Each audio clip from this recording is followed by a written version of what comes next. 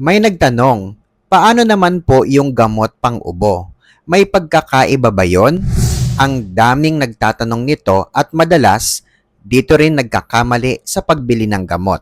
As a pharmacist and nurse, let me clarify this. Hindi po pare-pareho ang gamot sa ubo kasi hindi rin pare-pareho ang klase ng ubo.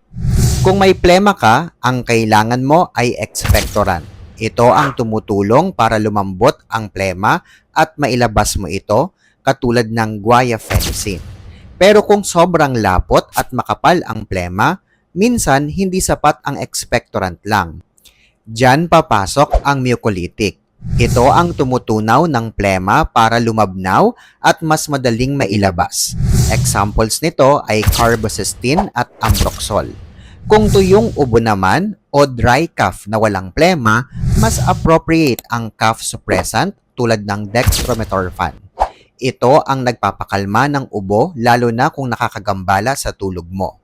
May allergy ka ba? Kung may kasamang sipon, bahin, o makating lalamunan, baka antihistamine ang kailangan mo gaya ng diphenhydramine. At ito ang laging paalala, antibiotics ay hindi gamot sa ubo, maliban na lang kung may bacterial infection tulad ng pneumonia.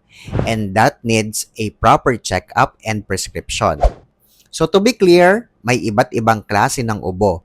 Kaya dapat tama rin ang klase ng gamot. Di porket may salitang cough sa label, para agad sa'yo. Ako si Renz Marion, isang licensed pharmacist at nurse. Para sa mga gamot tips, follow for more.